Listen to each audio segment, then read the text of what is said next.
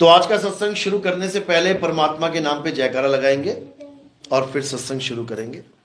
बोलिए परमपिता परमात्मा की, सदगुरु बंदी छोड़ कबीर साहिब की, सभी संतों की, सभी भक्तों की, आज के आनंद की, इस गांव नगर बस्ती की, सदगुरु मदन पति साहिब की, सदगुरु बैराग पति साहिब की, सभी संतों की, आज के आनंद की, सकल हंस को बंदगी साहिब। सतनाम सतनाम। तो आज उस पे पर्दा उठाया जाएगा, उस वस्तु से पर्दा उठाया जाएगा जिसको सत्य और असत्य कहते हैं। सत्य और असत्य, इन दोनों वस्तुओं का ज्ञान आज आपको करवाया जाएगा। क्या है सत्य, क्या है असत्य। जब ये समझ में आ जाएगा तो हर चीज समझ में आ जाएगी। जैसे आप बैठे हैं यहां पे, एक आदमी बैठा है, अब इसी आदमी में यानी हर इंसान के पास दो चीजें हैं, सत्य भी है असत्य भी है, दोनों लेके बैठा है वो, दोनों। अब क्या है सत्य और असत्य क्या है, कैसे समझ में आएगा। गुरु आएगा, गुरु राम राम राम जपवाने वाला, राधे राम जपवाने वाला। जब मुसलमान गुरु आ गया तो अल्लाह अल्लाह कराने वाला, या कोई सिख। मोबाइल बंद करा, कोई आज आता तो बंद करा, हो गया।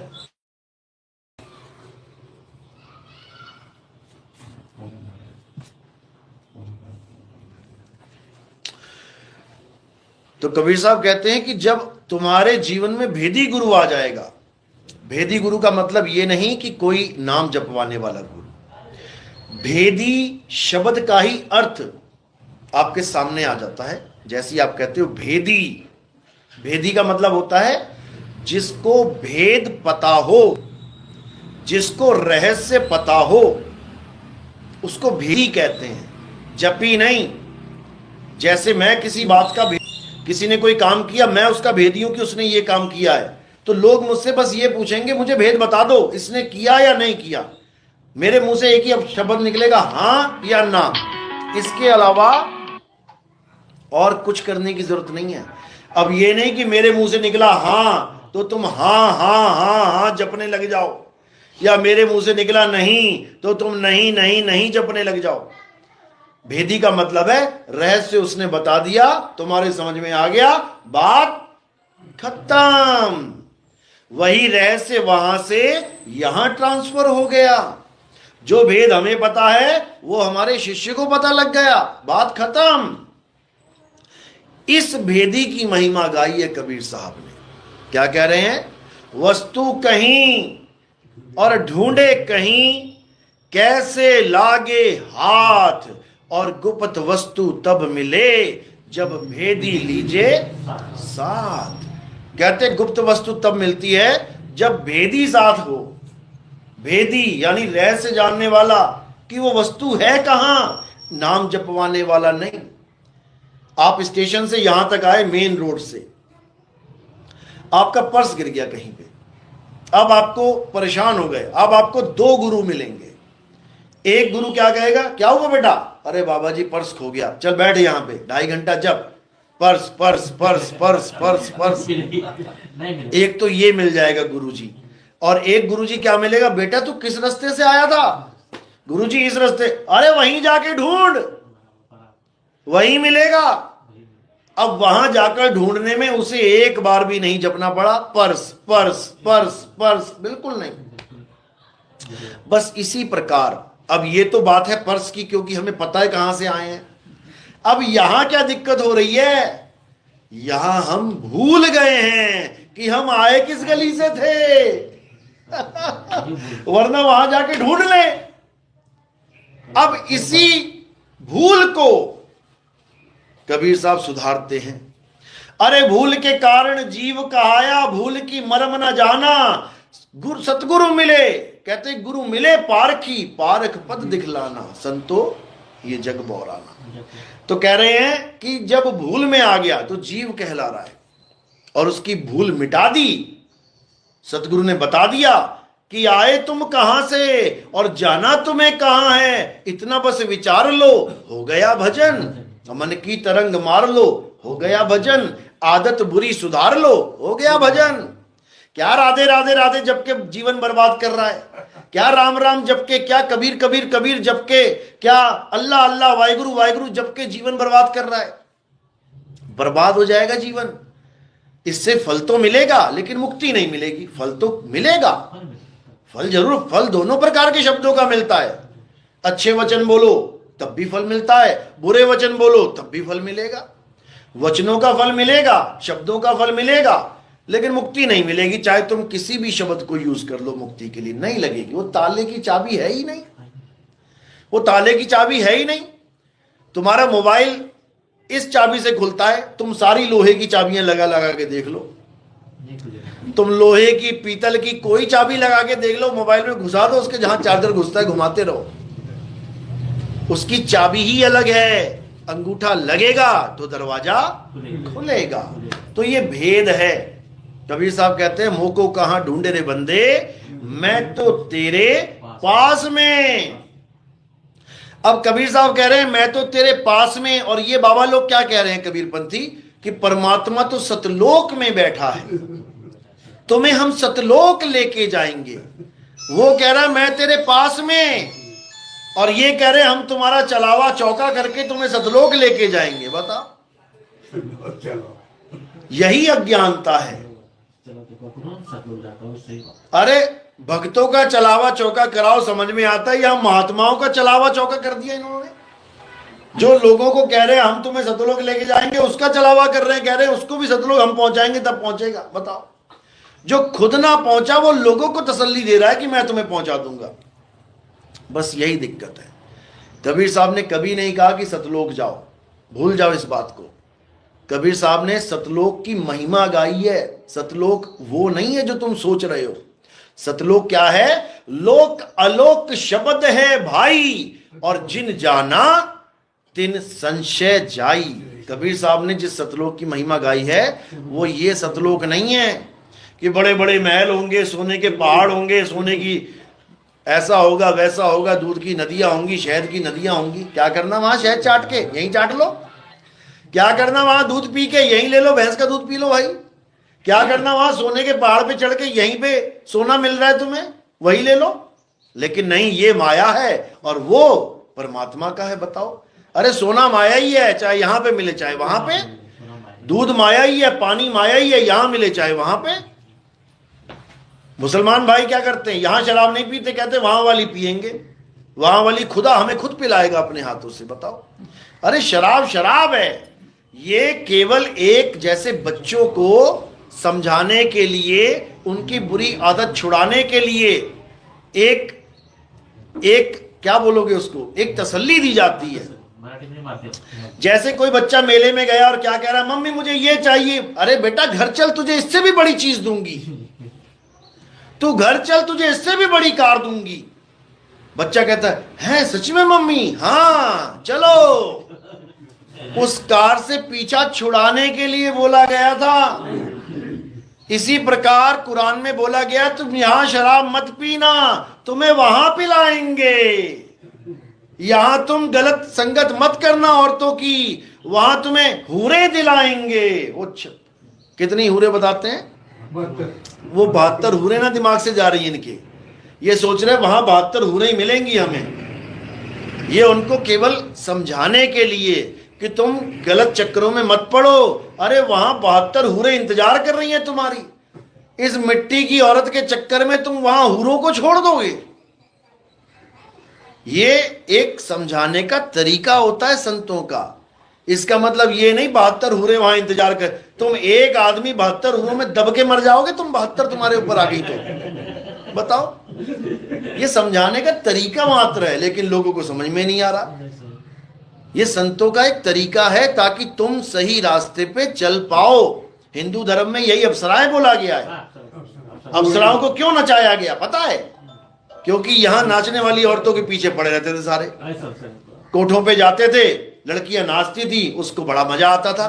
तो क्या किया गया, अरे स्वर्ग चल, वहां मेनिका रंभा नाच रही है तेरे लिए, ये क्या है। तो उन लोगों का दिमाग कोठों से हट गया है, अरे प्रभु के पास जाएंगे, वो बढ़िया वाली मिलेगी, ये क्या है, ये तरीका है छुड़ाने का। लेकिन नहीं समझ में आ रहा किसी को। 72 हूरों का मजाक उड़ा रहे हैं हिंदू, अपनी अप्सराएं नहीं दिखाई दे रही हैं कि वो भी तो नचनियां नाच रही हैं वहां पे, उनका क्या करोगे, वो नहीं दिखाई देगा। तो ये केवल एक तरीका है संतों का। इसी प्रकार कबीर साहब ने भी ये बोला कि ये तो नकली लोक है। अरे सतलोक चलो, जहां पर कभी जरा मरण नहीं होगा। बताओ, जो कबीर पंथी ये कह रहे हैं वहां जरा मरण नहीं होगा, वही कबीर साहब की बूढ़ी वाली फोटो लेके कह रहे हैं वहां ये मिलेंगे आपको बूढ़े बाबा। बताओ, दाढ़ी बूढ़ी बाल बूढ़े, फोटो दिखा दिखा के कह रहे हैं कि ये मिलेंगे आपको वहां। देखो, वो फोटो देख के कोई कह सकता है ये जवान की फोटो है? कोई कह सकता है ये बच्चे की फोटो? किसकी फोटो है ये? जिसको कबीर साहब के बारे में नहीं पता वो क्या कहेगा, hey this is a old man, ये बूढ़ा आदमी है। कौन है ये? अंग्रेज पूछेगा ये कौन है, ये बूढ़ा आदमी कौन है? तो बूढ़ा हो गया ना, फिर जरा कहां रह गई?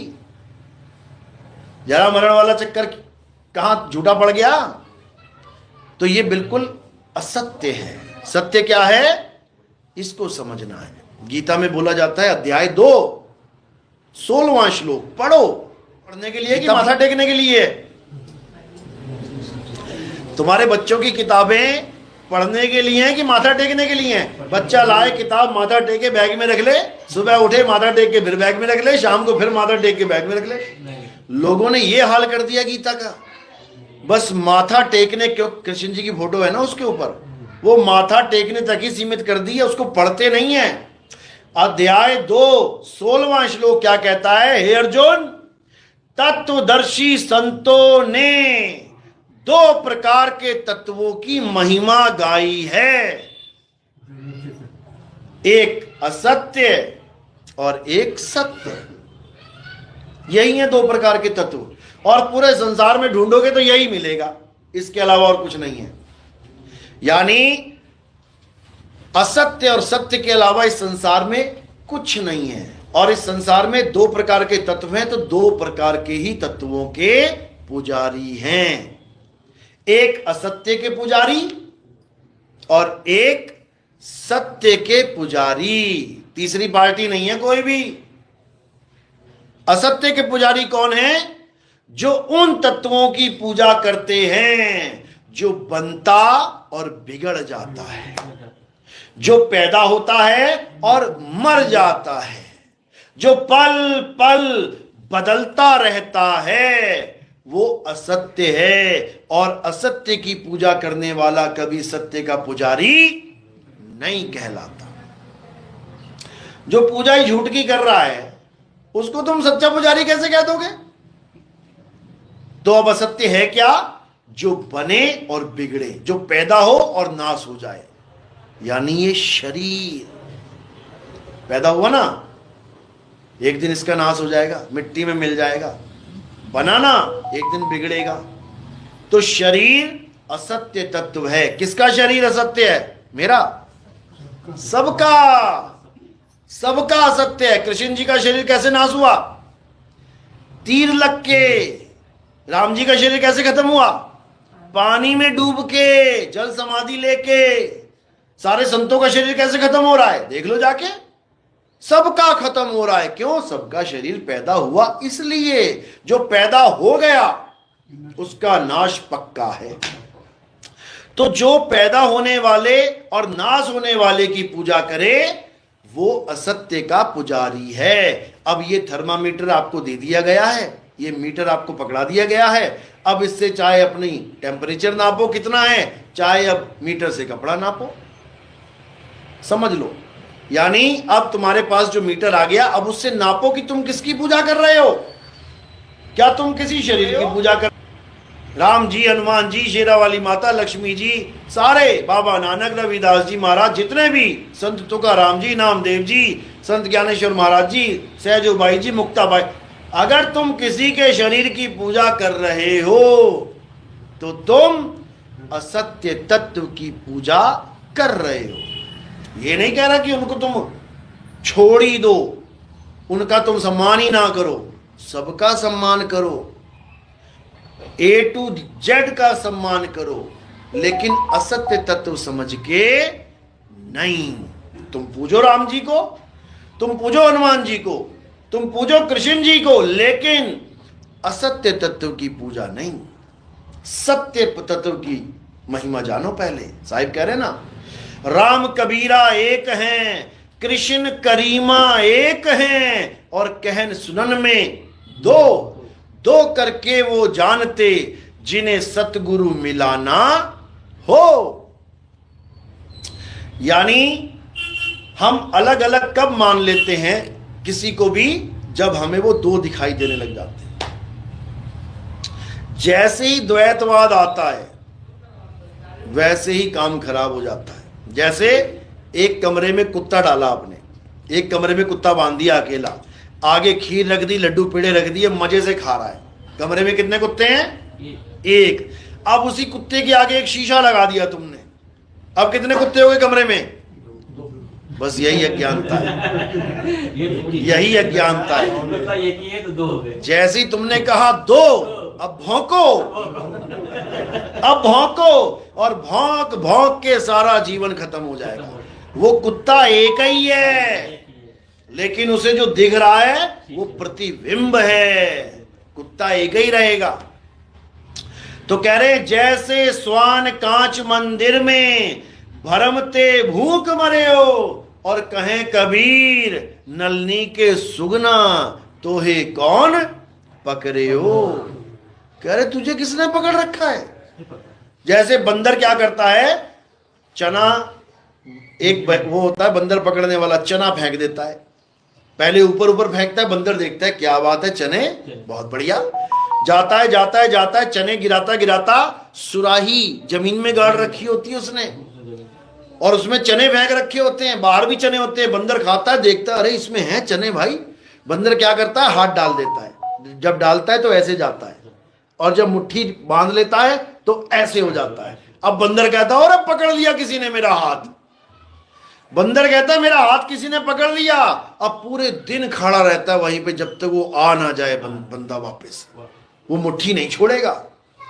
अगर वो मुट्ठी छोड़ दे, चने छोड़ दे, तो सारी उम्र का उसका जो नाचने वाला ड्रामा है खत्म हो जाएगा।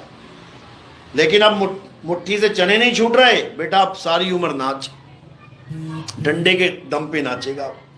इसी प्रकार कबीर साहब कि अगर तू अपने से भिन्न किसी और की पूजा में लग गया, अब तू पक्का नाचेगा, और नाच नाच के सारा जीवन बर्बाद करेगा। देख लो नाच ही तो रहे हैं सारे। एस्कॉन मंदिर में चले जाओ, देख तेरी को नाच रहे हैं। कहीं भी चले जाओ, वृंदावन में चले जाओ, देख तेरी को नाच रहे हैं। सब नाच ही रहे हैं। वो नचा रहा है, नचाने वाला नचा रहा है और नाच रहे हैं।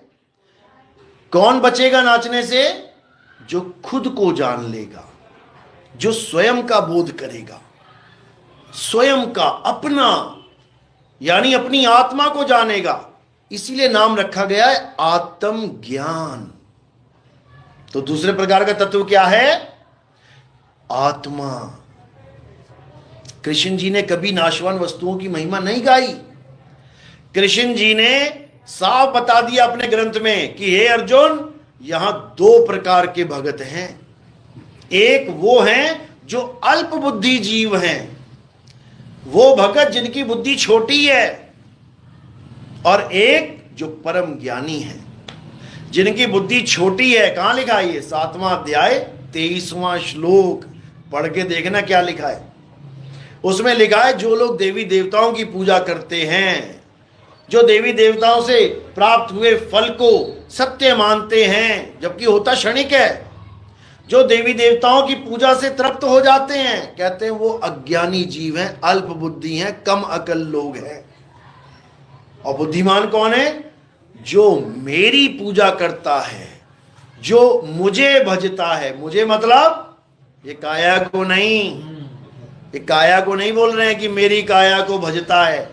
कृष्ण जी को पता है कि इस काया का नाश होना तय है, तीर लगेगा, क्यों लगेगा? मैंने मारा था। क्यों मारा था? किसके मारा था? बाली के मारा था। एक युग पहले राम जी ने बाली को तीर मारा था। एक युग तक बाली का श्राप पीछा करता। बाली मरता मरता क्या बोला? हे राम, लोग तुम्हें मर्यादा पुरुषोत्तम कहते हैं, लेकिन तुमने क्षत्रिय धर्म की मर्यादा का उल्लंघन कर दिया, खंडन कर दिया। अब इसका हिसाब तुम्हें देना पड़ेगा। जब मैं और मेरा भाई आपस में युद्ध कर रहे थे, वो भी मल्ल युद्ध कर रहे थे, कोई अस्त्र शस्त्र था नहीं हमारे हाथ में, तो तुमने पीछे से छुप के और एक निहत्थे पे शस्त्र से वार कर दिया।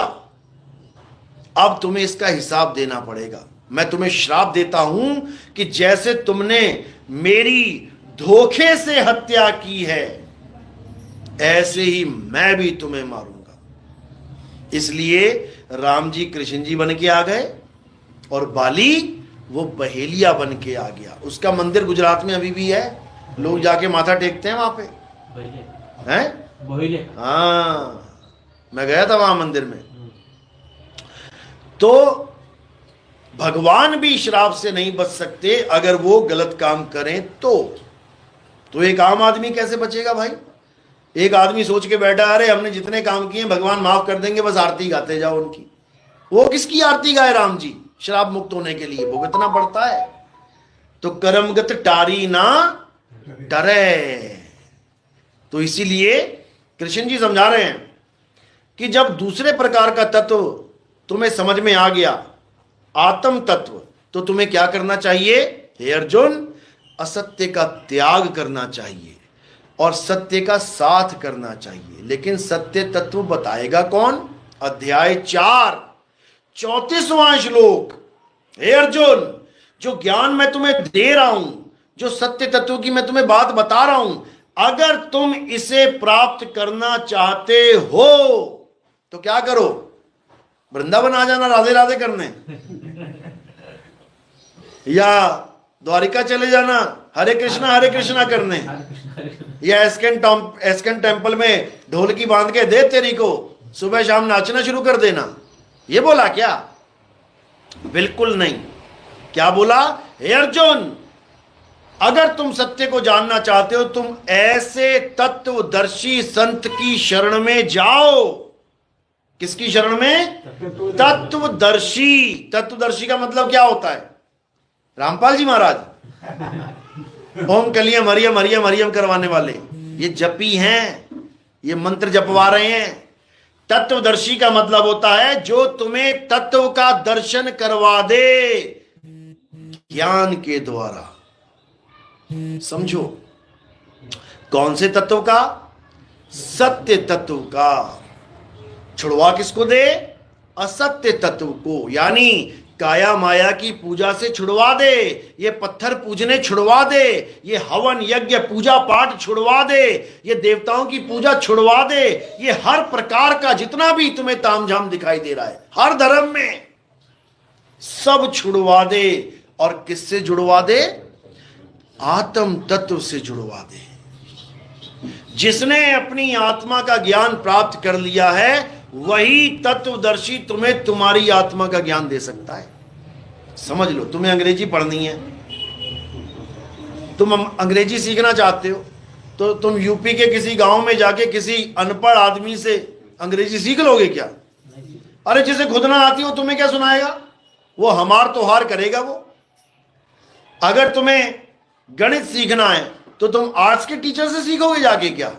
वो तुम्हें आर्ट्स ही सिखाएगा। इसी प्रकार तत्वदर्शी संत कौन है? जो सत्य तत्व का बोध कर चुका है, केवल वही तुम्हें तुम्हारे सत्य का बोध करा सकता है। क्योंकि सत्य सबके पास है, सबके शरीर सबके पास है ना, बिना शरीर के तो नहीं घूम रहा कोई। आत्मा भी सबके पास है, बिना आत्मा के तो टहल रहा कोई। आंखें ऊपर को चढ़ी हुई हैं और जा रहा है भूत की तरह। वो दिखा देते जो मर जाता है उसकी आंखें ऊपर चढ़ जाती हैं, भूत। बताओ, भूत भी चल रहा है और जो मर ही गया वो कैसे चल रहा है? वो जिंदा है, इसका मतलब। तो जो आत्मा है वो सबके पास है, लेकिन उस आत्मा का ज्ञान नहीं है। बस इतना सा काम है। जो चीज तुम्हारे पास ऑलरेडी है, भीखा भूखा कोई नहीं, सबकी गठड़ी लाल, सबके पास लाल हीरे पन्ने जवाहरात पड़े हुए हैं, एक भी खाली नहीं है, एक भी भिखारी नहीं है। कमी क्या है? गांठ खोल देखा नहीं, ताते भय कंगाल। बस तुम्हें ऐसा गुरु नहीं मिल गया जिसने तुम्हारा शरीर और आत्मा का भेद तुमको समझा दिया, इसलिए धक्के खा रहे हो, इसलिए दूसरों के नाम जप रहे हो, इसलिए दूसरों की पूजा कर रहे हो। समझो, पूजा किसकी करनी है? केवल गुरु की पूजा अलाउड है हमारे यहां। हमारे पंथ में आने के बाद भी आपको पूजा करनी होती है किसकी? केवल गुरु की। साहिब कह रहे ना, गुरु को कीजिए दंडवत और कोटि कोटि प्रणाम, कीट न जाने भृंग को गुरु कर ले आप समान। हमारे पंथ में केवल और केवल गुरु की पूजा होती है। इसका मतलब ये मत समझना कि ये शरीर की पूजा चल रही है। ये सामने कौन बैठा है? गुरु जी हैं क्या? ये तुम्हें लग रहा है गुरु जी हैं, तुम्हें लग, ये गुरु जी नहीं है। ये कौन है? ये 5 तत्व का पुतला है। ये आकाश है, वायु है, अग्नि है, धरती है, जल है। ये 5 तत्व का पुतला अगर तुम गुरु मान बैठे इसको, तो ये 5 तत्व का पुतला कहां चला जाएगा? 5 तत्वों में लीन हो जाएगा। फिर भागते रहना, अरे मेरा गुरु कहां चला गया? अरे गुरु तो पानी में लीन हो गया, गुरु तो वायु में लीन हो गया, अरे गुरु तो हवा में लीन हो गया, आकाश में चला गया। समझो, तो कह रहे पानी में पानी मिला और मिला पौन में पौन, और मैं तो से पूछूं पंडिता, इनमें मरा कौन? कई लोग कहते हैं हमारे गुरुजी मर गए नितिन दास जी, हम दूसरा गुरु बनाना चाहते हैं। मैं कहता हूं जिस दिन मैं मर जाऊंगा फिर तीसरा ढूंढेगा, फिर तीसरा ढूंढेगा। अरे गुरु मरता नहीं है कभी, गुरु ज्ञान है, गुरु आत्म तत्व है, मर कैसे जाएगा? हां, तुमने शरीर को गुरु मान लिया, पक्का मरेगा, पक्का मरेगा। पता नहीं चलते चलते गिर जाए अभी, फिर 4 लोग लेके जाएंगे कंधे पे, कौन मर गया? गुरुजी मर गए। अब गुरुजी मर गए तो चेला बचेगा कैसे? क्योंकि गुरु ही चेले को बचाता है अंत समय में, समझ लो। इसलिए इस काया को गुरु मत मान लेना, इस काया को जो चला रहा है वो गुरु है, समझ लो। एक हीरो की कार आई, हीरो की कार आई, एकदम रुकी, सारे पीछे भागे कार के। अब हीरो ने क्या किया? चलती हुई कार में से छलांग मार के साइड खड़ा हो गया। अब वो कार चल रही है, सब कार के पीछे भाग रहे हैं, लेकिन एक ने देख लिया, अरे वो कार में नहीं है, वो वहां है, वो अकेला उसकी तरफ भागेगा। उसको कार से मतलब ही कोई नहीं है, उसको पता है कि गुरुजी यानी कि वो हीरो कार नहीं है, वो कार चलाने वाला है, ड्राइवर कह लो उसको। जिस वक्त कार ड्राइव कर रहा है ड्राइवर ही है। तो कार और कार का ड्राइवर दोनों अलग अलग हैं। इसी प्रकार ये काया और गुरु यानी आत्मा अलग अलग हैं। तो हमने क्या करना है? हमने काया को, काया क्योंकि काया से ज्ञान दिया जा रहा है, ज्ञान किसका है? आत्मा का। और दे कौन रहा है? अभी इस काया के द्वारा, गले के द्वारा ज्ञान दिया जा रहा है। तो इसलिए ये जो माला है ना, ये किसके गले में पड़ी है? ये काया के गले में पड़ी है। समझो, जैसे किसी दूल्हे की शादी होती है तो दूल्हा तो अंदर बैठा होता है, बाहर कार पूरी सजा रखी होती है, खूब फूल वूल लगा के एकदम। अब कोई कहे ये कार ही दूल्हा है, दूल्हे को सजा रखा है। ये दूल्हा नहीं है भैया, ये कार है, कार पे मालाएं पड़ी हुई हैं। इसी प्रकार ये जो शरीर है ये मेरी गाड़ी है, ये कुछ दिन चलाऊंगा इसको छोड़ के निकल लेंगे। इसी प्रकार तुम्हें यह जानना पड़ेगा कि तुम क्या हो। अगर तुम अपने आप को शरीर मान बैठे हो तो तुम दिन गिनो, बस तुम्हारा अंत समय आने वाला है। और अगर तुम अपने आप को आत्मा जान लो तो फिर कितने दिन गिनने पड़ेंगे? फिर गिनतियां खत्म हो जाएंगी, फिर युग खत्म हो जाएंगे, कल्पों खत्म हो जाएंगे, सब कुछ खत्म हो जाएगा, लेकिन तुम खत्म होने वाले नहीं हो, क्योंकि तुम आत्मा ही हो गए। इसी आत्म तत्व की महिमा कृष्ण जी समझा रहे हैं, लेकिन कोई समझ ही नहीं पा रहा है। क्या कह रहे हैं? हे अर्जुन, तुम और हम ये शरीर नहीं है। गलती से भी अपने आप को शरीर मत मान लेना। शरीर क्या है? हड्डी, मांस, खून, बाल, खाल, इसका पुतला है। और हम तुम क्या हैं? हम तुम अविनाशी आत्मा हैं। हम अविनाशी हैं। ये शरीर तो हमारे कपड़े हैं। जैसी गर्भ से बाहर आए, एकदम फ्रेश कपड़े मिले, कोमल कोमल, बिल्कुल बढ़िया। धीरे धीरे धीरे धीरे देखो शक्ल कैसी होती जा रही है, देखो चमड़ी कैसी लटकती जा रही है, देखो कैसी जर्जर हालत होती जा रही है। जैसे पुराने कपड़े फटे हुए और नए ब्रांड कपड़े को आमने सामने रखोगे तो कौन सा चुनेगा आदमी? ये वाला अच्छा, ये तो पुराना हो गया है। इसी प्रकार बूढ़ों को कोई प्यार नहीं करता। बुढ़ों को प्यार क्यों नहीं करते? अभी बुढ़े से किसी की शादी करवा दो, कह रहा है बुढ़ा मिल गया मुझे, क्योंकि वो कपड़ा पुराना हो चुका है। जवान ढूंढ रहे हैं सब, यानी फ्रेश कपड़ा ढूंढ रहे हैं। तो कहने का मतलब यही है कि इन कपड़ों को अपना स्वरूप मत जान लेना कि तुम हो। तुम एक आत्मा हो। इसी आत्मा का ज्ञान हो जाना, इसको तत्व ज्ञान कहते हैं। असत्य यानी काया को छोड़ देना और सत्य यानी आत्मा को ग्रहण कर लेना, उसके ज्ञान को ग्रहण कर लेना, इसको तत्व ज्ञान कहते हैं। और तत्व ज्ञान देने वाले को तत्वदर्शी संत कहते हैं। इसकी महिमा गाई गई है स्पेशल गीता में, और यही कबीर साहब समझा रहे हैं। कह रहे हैं जब हमें गुरु मिल जाता है तो क्या होता है? अरे हम ना मरिब मरिब संसारा, और हमको मिला जियावन हारा। कहते अब मैं नहीं मरने वाला कि कोई कहे कि मुझे गोली मार के मार देगा, ले मार ले। अब काया मरेगी, मैं नहीं मरूंगा। नहीं तो मच्छर ही मारे जा रहा है सबको। बताओ, सबसे ज्यादा दुनिया में मौतें कैसे होती हैं?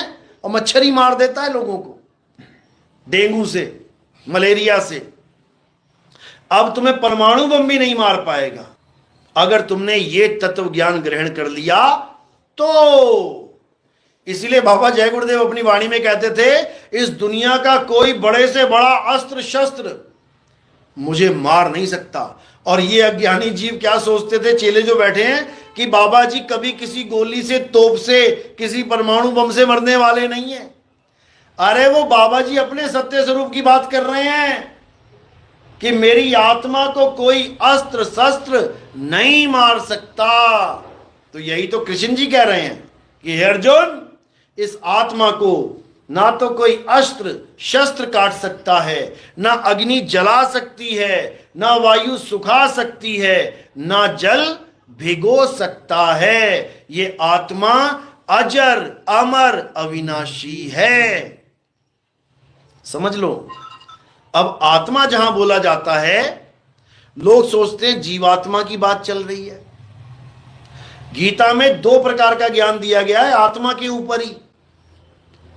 कौन कौन सा? एक चल यानी जीवात्मा का ज्ञान, और एक अचल यानी परमात्मा का ज्ञान। दोनों में भेद है। आत्मा दोनों में लगा है, आत्मा आत्मा, जीवात्मा परम आत्मा। अब अगर जीव और परम को हटा दिया जाए तो दोनों क्या बचे? आत्मा। जैसे एक खाद्य मंत्री, राज्य मंत्री, एक प्रधानमंत्री। अगर प्रधान और खाद्य राज्य को हटा दिया जाए तो तीनों क्या हो गए? मंत्री जी आ रहे हैं, मंत्री जी आने वाले हैं। अरे कौन से मंत्री? प्रधानमंत्री। हो प्रधानमंत्री, कौन से मंत्री? रेल मंत्री। अच्छा रेल मंत्री आ रहा है। दोनों में फर्क है। तो गीता में कहां बताया गया जीवात्मा के बारे में और कहां बताया गया परमात्मा के बारे में? अध्याय 2 24वां श्लोक, यहां पर अचल आत्मा का जिक्र किया गया। हे अर्जुन, ये आत्मा अछेद्य है, अशोष्य है, अदाह है। ये आत्मा अचल है, ये हिलती नहीं है, अचल। यानी सदा सदा रुका रहने वाला, वो अचल आत्मा ही सत्य सनातन है। एक तो हो गया अचल आत्मा जो सत्य सनातन है, और एक है चल आत्मा। देख चल, कभी यहां चल कभी वहां चल, 84 में चल, कभी यहां कभी वहां भटक रही है। वो कौन है? जीवात्मा। उसके बारे में क्या बोला गया? हे अर्जुन, ये जीवात्मा इन शरीरों को धारण करता है और उसके बाद इसको छोड़ के फिर किसी मां के गर्भ में चला जाता है। ये आना जाना, ये जन्म मरण का चक्कर सदा चलता रहता है, जब तक वो अपने आप को शुद्ध आत्मा के रूप में नहीं जान ले। शुद्ध आत्मा यानी अचल आत्मा, परम आत्मा, सत्य सनातन। जब तक वो अपने आप को अचल अवस्था में नहीं प्राप्त कर ले, तब तक इनका जन्म और मरण चलता ही रहेगा। तो जो जन्म मरण में आ रही है वो कौन है? जीवात्मा। और जो अचल है, आती जाती नहीं, कबीर साहब कह रहे हैं ना, आवे ना जावे, जन्मे नहीं मरे, सो निज पीव हमारा हो। कह रहे वो मेरा पीव है, वो आता जाता नहीं है। और जो यहां आ रहा है जा रहा है वो कौन है? वो जीव है, वो बंधन में है, पीव बंधन में नहीं है। लोग कहते हैं आत्मा शरीर छोड़ के चली गई, आत्मा आती जाती नहीं है। कौन छोड़ गया? जीव, वही बंधन में है। अरे बहु बंधन में बांधया एक बेचारा जीव, और केवल छूटे आपने जो ना छुड़ाए पीव। बताओ कितना क्लियर है। और ये जीववादी जितने भी कबीरपंथी बैठे हैं, जो जीव को ही परमात्मा बताई जा रहे हैं, जीव ही परमात्मा है। बताओ, सुअर बन के गंध खा रहा है जीव, गधा बन के ढैचू ढैचू कर रहा है जीव, बैल बन के पीठ पे कोड़े खा रहा है, हल जोत रहा है जीव, इसको परमात्मा बता रहे हैं ये लोग। बताओ कहां इन लोग का बुद्धि का लेवल चला गया है। अभी एक कल आया था बाबा हमारे सत्संग में फलटन में, वो जिंदा राम वाला, हाजिर नाजिर जिंदा राम, वो जिंदा राम करने लग गया। हाँ सब जिंदा राम है, सब जिंदा राम है, सब जिंदा राम है। अरे मैंने कहा सब जिंदा राम है, तुम्हें सत्संग करने की क्या जरूरत है? वो जिंदा राम खुद ही कर देगा सत्संग। जिंदा राम को भी बताना पड़ता है। जिंदा राम मतलब जीव, ये जीव की वजह से तो जीवन मिला हुआ है। आपका शरीर जिंदा क्यों है? क्योंकि जीव बैठा है, जिंदा है वो। यानी जीव को ही सर्वे सर्वा बताई जा रहा है, सर्वे सर्वा बता रहा है। पीव का कोई ज्ञान नहीं है, जीव को ही बताई जा रहा है। इतना बुरा हाल है। तो मैंने बोल दिया, मैंने कहा 4 जिंदा राम मैं लेके आता हूं, पाल के दिखा दे तू। सुअर लाता हूं पकड़ के जिंदा राम, 4 जीव लेके आता हूं, सुअर लेके आता हूं, उसको जिंदा राम परमात्मा मान के पाल के देख जरा, तब तुझे पता लगे। फिर चुप हो गया एकदम। अभी जिंदा राम आ जाए अगर सांप बन के, वो इसकी महिमा गा रहा था कि सब जिंदा राम है। कोई आदमी बन के आ गया, कोई औरत बन के आ गया, कोई जानवर बन के आ गया, कोई पेड़ पौधे बन के आ गया, सभी जिंदा राम है। अरे सभी जीव हैं। कोई आदमी बन के आ गया, कोई पेड़ पौधे बन के आ गया, कोई कुत्ता बिल्ली हाथी घोड़ा बन के आ गया।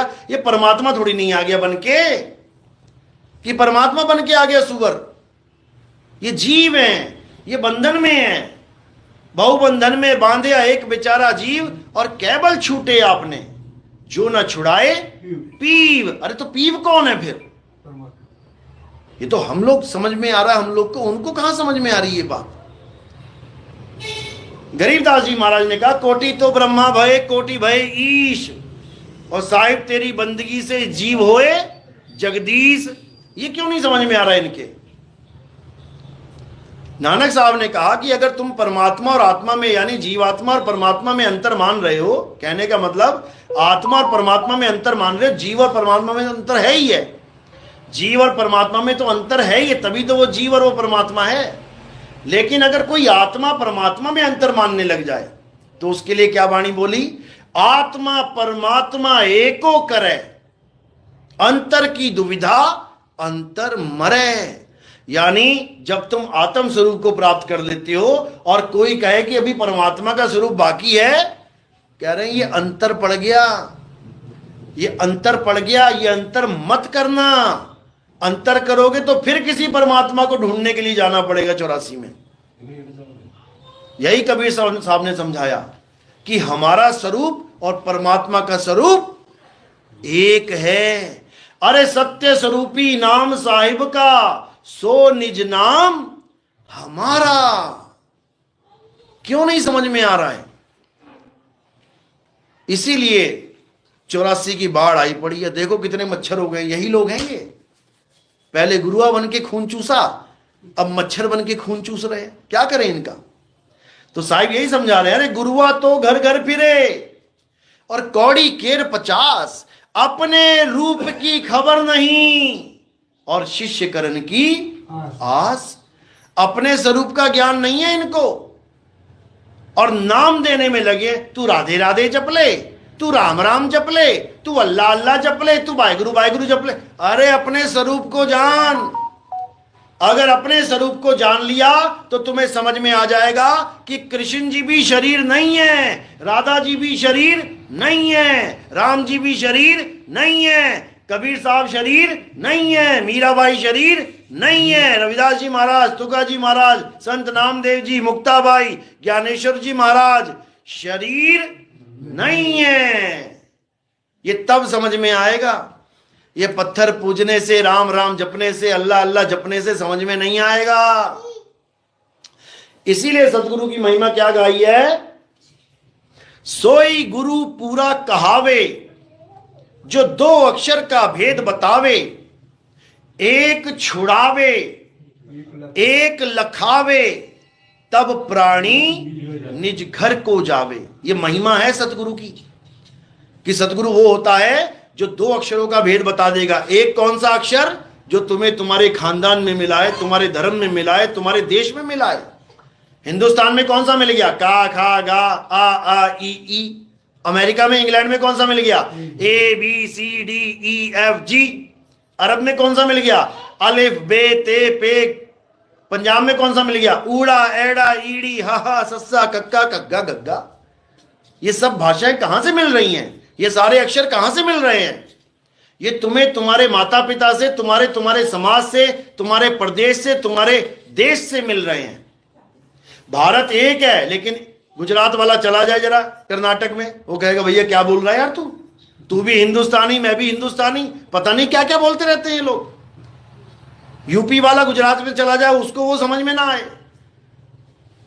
समझो, आसाम वाला दिसपुर में कहीं और चला जाए, आंध्र प्रदेश में, उसको वो एक ही भारत में इतनी भाषाएं चल रही हैं, कहां से आ गए ये सारे अक्षर? इंसानों की उपज है। तो क्या करता है सतगुरु? 2 अक्षर का भेद बताए, एक छुड़ाए। गुजराती में नाम जप रहा है, हाँ छोड़ दे। तू बंगाली में नाम जप रहा है, हाँ छोड़ दे। हिंदी में नाम जप रहा है, हाँ छोड़ दे। तू अंग्रेजी में जप रहा है, छोड़ दे। तू अरबी में जप रहा है, छोड़ दे। तू जापानी, ताइवानी, जिस भी भाषा में जप रहा है, छोड़ दे। और क्या कर? केवल आत्म तत्व को जान ले। उस तत्व को जान ले जिसकी वजह से तू बोल पा रहा है।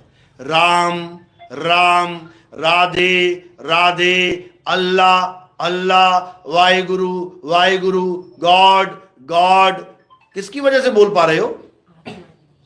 आत्म तत्व की वजह से। अगर उस आत्म तत्व को जान लिया तो ये सारे नामों की जरूरत ही नहीं पड़ेगी। फिर तू उस तत्व को जान लेगा जिसके कारण सारा संसार चल रहा है। जो तुम्हें दिख रहे हैं ना सब चलते फिरते, किसकी वजह से? राम की वजह से, या श्याम की वजह से, या हनुमान जी की वजह से, या अल्लाह की वजह से, या गॉड की वजह से, या वाहिगुरु की वजह से? आत्मा की वजह से। ये आत्म देव ही सबका जनक है, पिता है, सबकी रक्षा कर रहा है। अभी तुम्हारे ऊपर कोई पत्थर फेंके, तुम बोल देना जय श्री राम, क्या होगा? सिर पे पड़ेगा, खोपड़ी खुल जाएगी। तुम्हारे कोई लठ मारे, तुम बोल देना अल्लाहू अकबर, क्या होगा? सिर फूट जाएगा, गोबड़ी फूट जाएगी, खून निकल आएगा। तुम्हारे कोई लट मारे, तुम कह देना वाहिगुरु वाहिगुरु, अल्लाह अल्लाह, गॉड गॉड, हालेलुया, सिर फूटेगा। अब कोई तुम्हारे लठ मारे तो ऑटोमेटिकली देखना क्या चीज होगी तुम्हारे साथ। अगर कोई तुम्हारे लाठी मारे तो क्या होता, अपने आप होगा। क्या होगा? एकदम तुम्हारा हाथ बीच में आएगा। देख लेना, किसी बच्चे को झापड़ मार के देखना, जैसी झापड़ मारोगे एकदम हाथ रख लेगा बीच में। ये कैसे आ गया? कौन है ये जो बचाना चाहता है? उसको जानना है, जिसकी वजह से ये हाथ उठ के गाल तक पहुंचा। ये बचाएगा, नाम नहीं बचाएगा। जो तुम सोच रहे हो कि नाम में बड़ी ताकत है, नाम, राम जी के नाम में बड़ी ताकत। अरे राम जी खुद ना जान पाए कि नाम क्या होता है। राम जी खुद नहीं जान पाए कि नाम क्या है, और गा भी रहे हैं, कहो कहां तक नाम बढ़ाई, कहो कहां कहूं नाम बढ़ाई, और राम न सके नाम गुण गाई। राम भी नाम को नहीं जान पाए कि नाम होता क्या है, इसीलिए तो गुरु जी के पास गए हैं। राम, सीता, लक्ष्मण, आप यूट्यूब पे सर्च करना रामायण, उन गुरु जी के पास गए हैं नाम को जानने के लिए कि नाम होता क्या है। समझो, भगवान गुरु जी के पास जा रहे हैं तो गुरु जी क्या कह रहे हैं उसको? राम जी को क्या कहेंगे गुरु जी? राम तुम एक काम करो, तुम ना अपना नाम जपो, तुम पार हो जाओगे। ऐसा बोलेंगे क्या? सुनो वहां क्या बोला गया है। वहां राम जी को आत्मा की महिमा सुना रहे हैं गुरु जी। हे राम, इस दुनिया में एक तत्व है जो सत्य है, वही आत्मा है। जब इंसान सुख और दुख दोनों से ऊपर उठ के आत्मा में लीन होता है, उसे मुक्ति कहते हैं, उसे परम तत्व में लीन होना कहते हैं, उसे मोक्ष कहते हैं। ये बोला था राम जी को। नहीं तो वो भी नहीं जानते थे कि नाम की महिमा क्या है, और ये कह रहे हैं कि राम का नाम गाओ, राम राम राम राम राम, इसकी बहुत बड़ी महिमा है। बताओ, अरे जो राम खुद समुद्र के सामने खड़े हो गए, समुद्र ने रास्ता नहीं दिया, बताओ नाम की महिमा क्या? वहां उनकी महिमा खत्म हो गई। समझ रहे हो? एक फिल्म आई थी जिसमें वो एक आदमी था, उसका बड़ा रौब था, रुतबा था। वो क्या करता था, कोई सामान मंगाना होता, पर्ची पे लिख देता 100 रुपया, कहता जा 100 रुपए के चने ले आ। क्या बात कर रहे हो बॉस, ये 100 रुपए चलेगा क्या? कह रहा वो बंद हो जाएगा पर ये नहीं बंद होगा। कहता अच्छा, जाके देखता वहां पे 100 रुपए, वो 100 रुपए के चने दे देता है। कहता कमाल हो गई, आपका तो बॉस नाम चलता है यहाँ पे। एक होता है ये नाम चलना, और एक होता है बॉस खड़ा हो गया सामने जाके, वो फिर भी नहीं दे रहा 100 रुपए के चने, 100 छोड़ 2 रुपए के ना दे तो उसका नाम चलेगा क्या? राम जी स्वयं समुद्र के आगे खड़े हो गए कि हमें रास्ता दे दो। समुद्र ने रास्ता नहीं दिया। समझो इसका मतलब क्या? मतलब समझ में आता है कि राम जी फेल हो गए, वहां पे फेल हो गए। अब क्या हुआ? अब शिवलिंग बना दिया वहां पे। अब शिव जी की साधना करेंगे, शिव जी हमें रास्ता दिलवाएंगे। जैसे तुम लोग सोचते हो शिवलिंग की पूजा करेंगे मनोकामना पूरी हो जाएगी। 3 दिन तक राम जी पूजा करते रहे। कितने दिन तक? 3 दिन तक। उसके बाद क्या दे दिया? क्या रास्ता मिल गया उनको? शिव जी की पूजा करने के बाद भी रास्ता नहीं मिला। इसका मतलब राम जी तो फेल हुए, शिव जी को भी फेल करवा दिया वहां पे। बताओ, शिव जी की पूजा करके भी रास्ता नहीं मिला। अब क्या करें? अब क्या करें? अब किसी ने बताया उन्हें कि इनसे बात नहीं बनेगी। किससे बात बनेगी? तुम्हारी ही सेना में 2 ऐसे लोग हैं जो एक गुरु जी के पास जाते थे। उनको उन गुरु जी ने वरदान दिया है कि जो भी चीज अपने हाथ से छू के पानी में फेंकेंगे वो तैरने लगेगी। जब पत्थर उठा के वो पानी में फेंक देंगे, तैरने लगेगी, तो उस पे राम राम लिखने की क्या जरूरत थी? ये बता दो जरा। उनको वरदान क्या ये मिला था कि राम नाम लिख के फेंकेंगे? उनको वरदान ये था कि जो भी चीज वो अपने हाथ से छू के फेंक देंगे वो तैरने लग जाएगी। राम राम नहीं लिखने से तैरेगी। फिर क्या हुआ? राम जी को समझ में आ गई बात, बुला लिया दोनों को, आ जाओ भैया। आज भी उनको पहला इंजीनियर कहते हैं जिन्होंने पुल बांध दिया समुद्र पे। तो जैसे ही दोनों आए, अब लगे फेंकने पत्थर। अब क्या हो, थर्माकोल देखना, कभी अलग अलग कर लेना थर्माकोल को और मुट्ठी भर के फेंकना, तो क्या होगा? हर थर्माकोल तैरने लग जाएगा, लेकिन जुड़ेगा नहीं। हालांकि ये दुनियावी उदाहरण है, जुड़ भी जाए, लेकिन एक तरह से मानो कि ऐसे तारों की तरफ है, थर्माकोल फैल गया दूर दूर।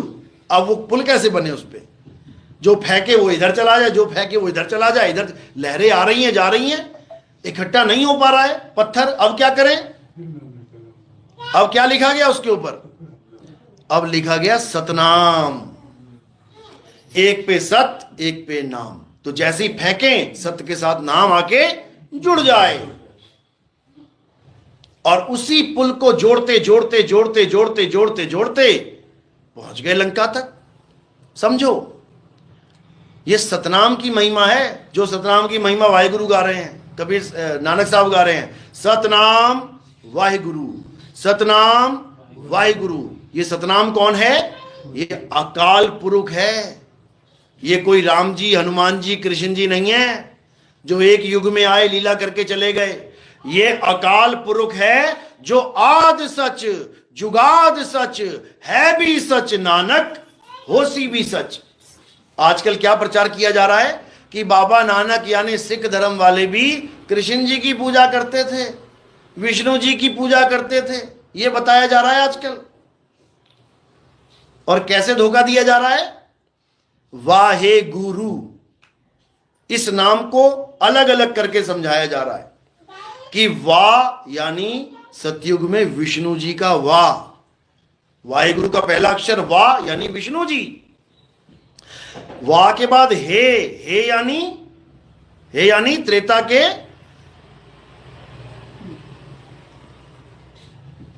राम, हे राम। गा यानी गोविंद, नहीं, हा से हे कृष्णा। वाह हे गुरु, वाह से विष्णु, हा से हरे कृष्णा, गा से गोविंद और रा से राम। यानी युग भी ऊपर नीचे कर डाले इन लोगों ने नाम बनाने के चक्कर में, जबकि ऐसा बिल्कुल नहीं है। वाहे गुरु का मतलब ये बिल्कुल नहीं है कि आप राम जी के, हनुमान जी के, इसके चारों विष्णु जी के अवतारों के नाम बोल दो, बिल्कुल नहीं। गुरु ग्रंथ साहब में तो यहां तक लिख दिया गया है कि किसन बिसन ना ध्याऊं, ये लाइन लिखी हुई है वहां पे कि किसन बिसन यानी कृष्ण जी और विष्णु को मैं नहीं ध्याता। दिखा देंगे। वाहिगुरु का मतलब है जब उस सतनाम को प्राप्त किया बाबा नानक ने, उस आत्म तत्व को प्राप्त किया बाबा नानक ने, तब उसको प्राप्त करने के बाद उनके मुंह से एक शब्द निकला, वाह। यानी जो आनंद उनको आया उसकी व्याख्या की, उसको प्रदर्शित किया उन्होंने, बताया लोगों को, वाह गुरु, क्या चीज दी मेरे गुरु ने। जैसे अभी आपके मुंह में रसमलाई डाल दो, कुछ गुलाब जामुन डाल दो, तुम्हारे अंदर से आवाज निकलेगी, वाह टेस्टी है। ये वो वाह है। गरीबदास जी की वाणी में इसका जिक्र आता है, अरे झांकी देख कबीर की, नानक कीती वाह। ये राम जी कृष्ण जी का नाम नहीं जपा, वाहिगुरु वाहिगुरु। झांकी देख कबीर की, नानक कीती वाह, और वह सिखन के गल पड़ी, कौन छुड़ाए ताह। कहते बाबा नानक ने तो उस आनंद को प्राप्त करके मुंह से निकाला, वाह गुरु। कहते हैं ये चार अक्षर वाह हे गुरु, ये सिखों के गल पड़ गया जाके। अब इसको जप रहे हैं सिख, वाहिगुरु वाहिगुरु वाहिगुरु वाहिगुरु। क्यों भैया? बाबा नानक ने भी यही जपा था। अरे बाबा नानक ने आनंद प्राप्त करने के बाद ये उनके मुंह से उच्चारित हुआ था, मंत्र नहीं है ये भाव हैं। अच्छी चीज मिल गई तो निकलेगा वाह, और चलते चलते ठोकर लग गई तो क्या निकलेगा? आह। अब अगर आह सुन ले कोई तो वो क्या करने लग जाए? आह आह आह, तब उसको दर्द होने लग जाएगा क्या? जब वाह वाह करने से मुंह मीठा नहीं हो सकता तो आह आह करने से दर्द भी अनुभव नहीं हो सकता। लेकिन कौन समझाए? इसीलिए गरीबदास जी कह रहे हैं कि वाह सिखन के गल पड़ी। गल में क्या पड़ी होती है? फांसी। कह रहे वाहे गुरु नाम की फांसी पड़ गई सिखों के गले में, छूटने में नहीं आ रही है। कह रहे वाह सिखन के गल पड़ी, अब कौन छुड़ाए ताह। जैसे सिखों के गल में पड़ गई वाहेगुरु की फांसी, ऐसे ही हिंदुओं के गले में राम नाम की फांसी पड़ गई है। मुसलमानों के गले में अल्लाह नाम की फांसी पड़ गई है। ईसाइयों के गले में गॉड नाम की यानी अक्षरों की फांसी पड़ गई है। ये अक्षर कौन छुड़वाएगा? तो कह रहे हैं सोई गुरु पूरा कहाए, दो अक्षर का भेद बताए, एक छुड़ाए। हिंदुओं से राम राम छुड़वा देगा, मुसलमानों से अल्लाह अल्लाह छुड़वा देगा, ईसाइयों से हालेलुया छुड़वा देगा, सिखों से वाहेगुरु वाहेगुरु छुड़वा देगा। और क्या जुड़वा देगा? आत्म ज्ञान जुड़वा देगा, आत्मा का बोध करवा देगा, आत्म ज्ञान की लहर चला देगा। तब सब एक हो जाएंगे, सब सत्य सनातनी हो जाएंगे, सब असली मुसलमान हो जाएंगे, सब असली ईसाई हो जाएंगे, सब असली यहूदी हो जाएंगे, सब असली यहोवा को पालेंगे। बात खत्म हो जाएगी। लेकिन ये तब समझ में आता है जब आप सत्य सत्य का निर्णय करते हो। यानी मंदिर मस्जिद गुरुद्वारे चर्च किसने बनाए हैं? इंसान ने। इंसान के द्वारा बनाई गई चीज कभी प्राकृतिक नहीं होती। क्या होती है? कृत्रिम। कई जगह देखा होगा आपने, गाय को गर्भाधान का सेंटर होता है, उसको कहते हैं कृत्रिम गर्भाधान। कृत्रिम, नकली। वहां सांड नहीं होगा कोई, वहां कोई भैंसा नहीं होगा, लेकिन गर्भ धारण करवा दिया जाएगा। कृत्रिम। इसी प्रकार जितने भी नाम है भगवान के जो इंसान बना रहा है वो कृत्रिम हैं। गुरु ग्रंथ साहब में सारे नाम लिखने के बाद, भगवानों के सारे नाम लिखने के बाद, मुरली मनोहर, हरे कृष्णा, नरसिंह, सारे नाम लिखने के बाद क्या बोला? कृत्रिम नाम कथे तेरे जीवा, सत्य नाम तेरा परा पुरबला। वो बता रहे हैं, कह रहे कृत्रिम यानी नकली नाम तो प्रभु तेरे मैं जीव से कथ लूंगा, लेकिन इससे कल्याण नहीं होगा। कल्याण किससे होगा? सत्य नाम तेरा परा पुरबला। यानी हे प्रभु तेरा सतनाम सबका कल्याण कर सकता है। और ये लोग क्या कह रहे हैं? सतनाम का मतलब है काल और अक्षर पुरुष के नाम जपो बैठ के, ओम सोहम। बताओ सतनाम का मतलब क्या है? परमात्मा का असली नाम, सच्चा नाम, उसी को सतनाम कहते हैं। तो कह रहे हैं सत्य नाम है सार, और बूझो संत विवेक करी। सतनाम जपना नहीं है, सतनाम को बूझना है, समझना है। सत्य नाम है सार, बूझो संत विवेक करी, उतरो भवजल पार। कह रहे बूझने बूझने से ही भवजल पार उतर जाओगे। उतरो भवजल पार, सतगुरु का उपदेश यही। ये उपदेश नहीं है कि तुम ये नाम जपो, बिल्कुल नहीं जपने हैं। ना मैं जप में, ना मैं तप में, ना एकांत निवास में। अरे मोह को कहां ढूंढ रे बंदे, मैं तो तेरे पास में। ये नाम की महिमा है कि वो नाम तुम्हारे पास है। वो नाम ये नहीं है कि तुम लिखवा के बैठे हो राम राम राधे राधे। एक बाबा कहता, किसी आदमी ने प्रेम में आके एक टैटू बना लिया राधे। अब बाबा जी के पास चला गया, कह रहा बाबा जी मैंने ये टैटू बनवाया राधे। कहते बहुत गलत काम किया तुमने।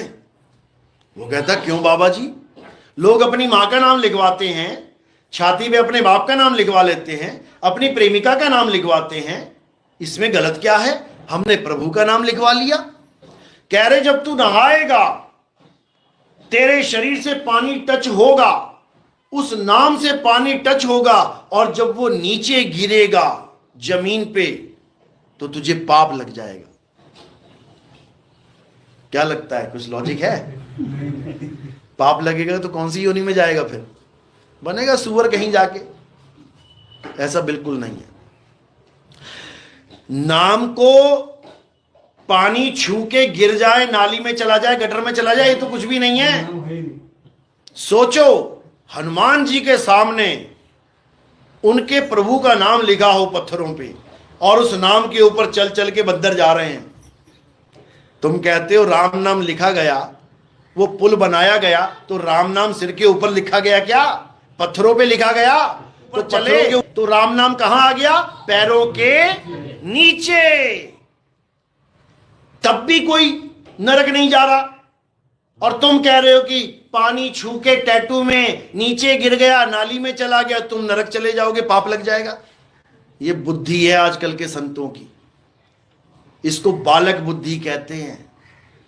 उनको ये नहीं पता कि नाम लिखवाना छोड़ो, जिस प्रभु की तू महिमा गा रहा है वो प्रभु ही यही है, वो प्रभु ही यही है। जिस निरंजन की तू पूजा कर रहा है वो सारे शरीर वही लेके बैठा है। देव निरंजन सकल शरीरा, तामे भ्रम भ्रम रहल कबीरा। देव निरंजन कौन है? ये नर और नारी के रूप में विद्यमान है। नपुंसक भी वही है, सारे रूपों में वही बैठा हुआ है, सबको वही ठग रहा है। समझ लो, कभी आदमी बन जाता है, कभी औरत बन जाता है, कभी नपुंसक बन जाता है। सारे रूप उसी के हैं, उसके अलावा किसी का कोई रूप है ही नहीं। समझ लो, इसी निरंजन से बचाने के लिए बंदी छोड़ सतगुरु कबीर इस संसार में आते हैं। क्या कहते हैं? साधो निरंजन जाल पसारा। ये निरंजन ने जाल बुन दिया है तेरा, और तू फंसा पड़ा है इसमें। अब क्या करना है? अब इस काल निरंजन से बचना है। कैसे बचेंगे? अरे बचना चाहो काल जाल से तो चीनो शब्द हमारा, और कहे कबीर अमर कर राखूं जो निज होए हमारा। कहते बस मेरे शब्द को चीन ले कि मैं किस शब्द की महिमा गा रहा हूं। मैं उन शब्द की महिमा नहीं गा रहा जो मुंह से बोले जा रहे हैं, मैं उस शब्द